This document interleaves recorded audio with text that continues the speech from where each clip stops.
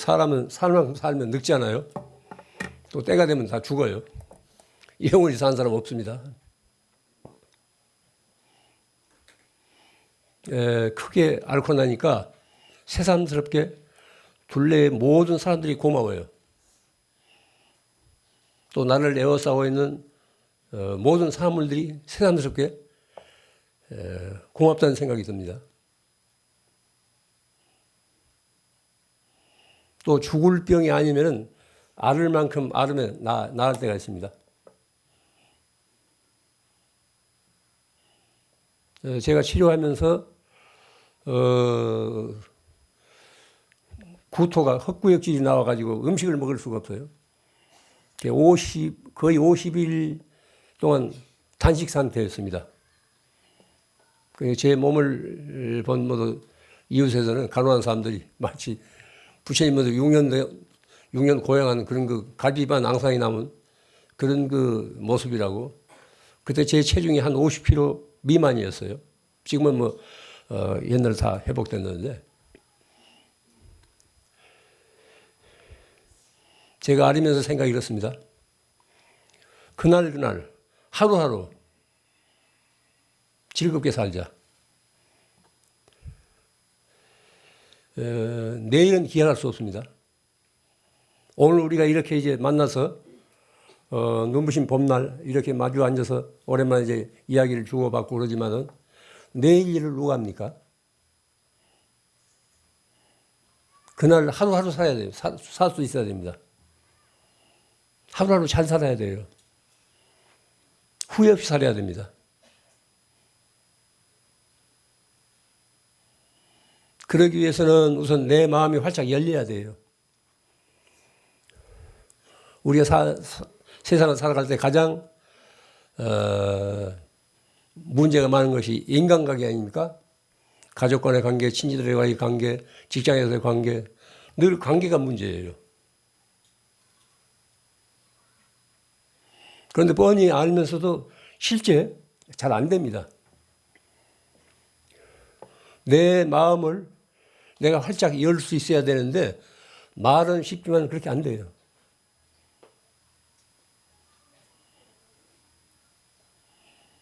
이런 극복하기 어려운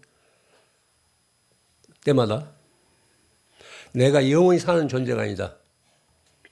언젠가는 이 세상을 하직할 거다. 혹은 내일 내가 이 세상을 하직할지 모른다. 지금 살아있는 이때 내가 나를 비워야 된다. 이유가의 매듭을 풀어야 된다. 이런 그 생각을 철저히 가져야 됩니다. 이렇게 되면은 저절로 마음의 메아리가 상대방에게 전달돼 가지고 그쪽에서도 풀려요. 이 우리가 바쁜 날, 이 좋은 날 이렇게 절에 와서 이런 행사에 참여하는 것도 세상을 보다 지혜롭고 또 너그럽게 살기 위한 길을 찾기 위해서 오신 겁니다. 문제는 내 마음을 내가 어떻게 쓰느냐에 달려 있어요. 이 세상을 잘 살고 못 사느냐 하는 것은 내가 내 마음을 어떻게 쓰느냐에 달려 있습니다. 흔히 절에서 이제 마음을 찾는다고 하지 않습니까? 뭐 참선할 때, 염불할 때 마음을 찾아라. 눈에 보여야 마음을 찾지요. 지극히 관념적인 소리입니다. 마음을 제대로 쓸 줄 알아야 돼요. 용심. 내가 내 마음을 제대로 쓸 줄 알아야 됩니다. 쓸 줄 알아야 됩니다. 쓸 줄 알 때 내 마음이 열려요. 온전하게 쓸 줄 알면 내 마음이 열리고 잘못 쓰면은 겹겹으로 닫힙니다. 순간순간 하루하루 내 마음을 활짝 열고 산다면은 둘레의 모든 것이 긍정적으로 나를 반깁니다. 또 나를 받아들입니다. 또 어려운 일이 있더라도 우리가 이 사바세계를 살아가는데 어려운 일이 없는 사람들이 어디 있습니까? 어려운 일이 없는 집안이 어디 있습니까? 어려운 일을 피하려고 하지 마십시오. 어려운 일을 그대로 받아들일 수 있어야 돼요. 피할래야 피할 수 없는 겁니다. 받아들여야 돼요. 제가 이제 알으면서 속으로 느낀 것이 왜 내가 이 나이에 지금 잘 와서 이때 와서 이렇게 이제 중병에 걸려가지고 이렇게 치료를 해야 되는가 이런 생각을 하니까 모든 게 다 그 나름의 의미가 있어요. 남이 아는데 나만 알지 않다고 하게 되면은 남의 사정도 모르고 내가 얼마나 오만해요. 이 몸을 가지고 이 세상에 태어나면 언젠가 다 앓게 마련이라고 생로병사하잖아요. 좋다. 이 과정을 통해서 내가 인간적으로나 수행자로서 보다 성숙해지리라. 이런 생각을 하면서 투병을 하니까 마음에 여유가 생겨요. 모든 것을 그대로 이제 내가 받아들이겠다는 이런 생각을 가지니까 마음에 여유가 생기더라고요.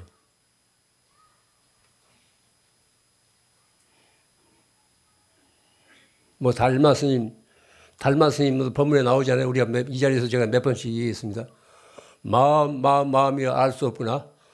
너그러울 때는 온 세상을 다 받아들이다가도 온 세상을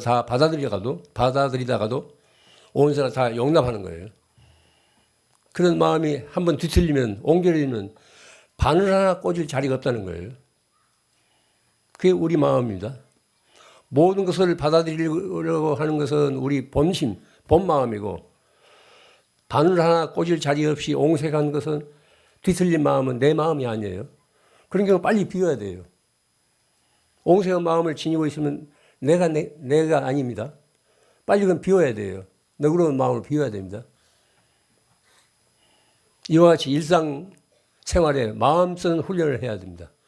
우리가 참선하고 염불하고 혹은 독경하는 것도 내가 내 마음을 바르게 온전하게 쓰기 위해서 한 것 아닙니까? 그런 정진을 통해서 내가 내 마음을 바르게 활짝 열고 살기 위해서 하는 겁니다. 그 밖에 다른 공덕 따지지 마십시오.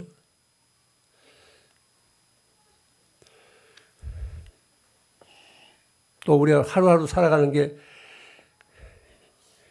인생이 학교예요. 배움입니다. 어제 몰랐던 것을 오늘 배우게 돼요. 그러면서 거기서 어떤 삶의 어떤 묘미 같은 걸 스스로 터득하게 됩니다. 거듭 말씀드립니다. 우리가 사는 것은 지금 이렇게 순간순간 이렇게 살고 있습니다. 이 순간순간을 제정신 차리고 활짝 열린 마음으로 잘 살 수 있어야 됩니다. 아까 말씀드린 한반도 대운하 문제 깊이 명심하고 이게 남의 일이 아닙니다. 명심하기 바랍니다. 또 하루하루 그렇게 열린 마음으로 살면서 사는 일 자체가 즐겁고 기뻐야 됩니다. 그런 과정을 통해서 이웃과의 관계도 원만하게 해소될 수 있어야 됩니다. 네, 이만 마치겠습니다. 감사합니다. 이번 겨울에 가을에 이제 고구마를 캐는데 올해는 아주 흉작이었어요. 작년에는 고구마가 잘 돼가지고 난로에서 구워 먹고 그랬는데 올해는 뭐 구워 먹을 정도도 없고 이 날씨가 이제 그 비가 잦은 해에는 고구마가 안 된다네요.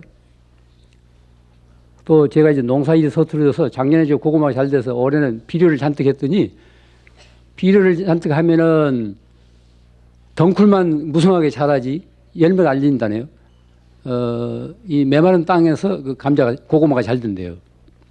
고구마 캐고 나면서 이제 하나를 이제 놔뒀더니 거기서 우미 텄어요. 그걸 이제 물컵에 담아 놓는데 거기서 싹이 나고 잎이 나고. 그래 오늘 새벽에 나오면서 보니까 벌써 잎이 한 30개나 피어 있어요. 이게 창가에 놓고 늘 내가 이제 말을 걸어요. 혼자 살기 때문에 두런두런 이제 그놈한테 말을 겁니다. 늘 이제 말을 하는데 묵묵히 듣고 있어요. 그런데 살아있는 그 생물한테 내가 말을 걸면 내 마음이 열린다니까요. 내 마음이 열려요. 그것은 꼭 무슨 그 식물만이 아닙니다. 뭐 사람한테는 더 말 할 것이 없고, 하다못해 내가 몰고 다니는 차도 그때그때 수거하지 않아요. 뭐 수백 리 길 오니까. 너 수고했다 하고 핸들을 딱딱 이제 만져주고 그러면은 저쪽에서 메아리가 있건 없건 내 마음이 열린다니까요.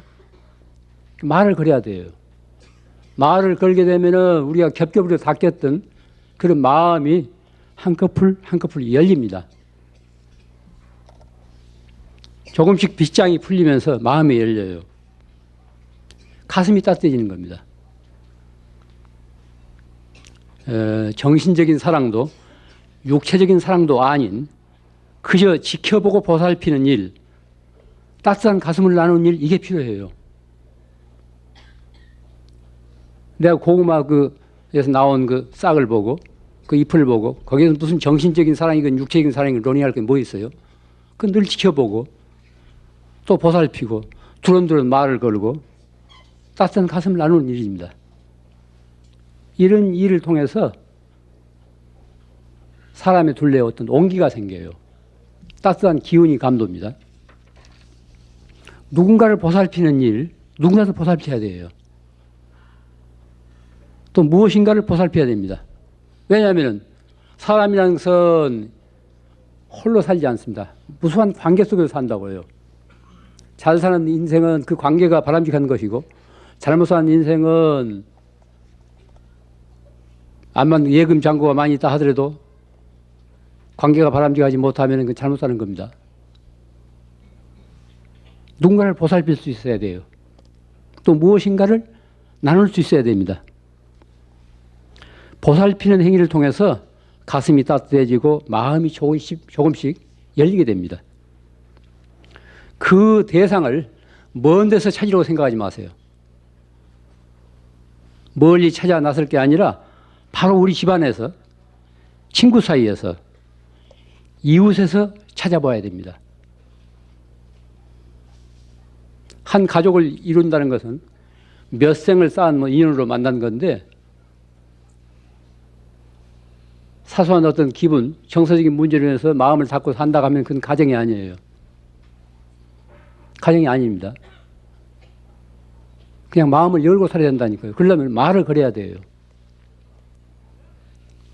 한 가족을 이루면서도 그냥 냉랭하게 말 없이 사는 그런 가정들이 얼마나 많습니까? 친구 사이도 그래요.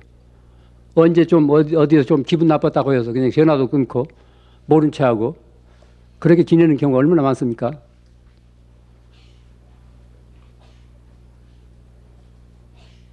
내가 내 삶을 보다 더 풍요롭게 가꾸기 위해서라도 한 생각 돌이켜서 마음을 열어야 됩니다.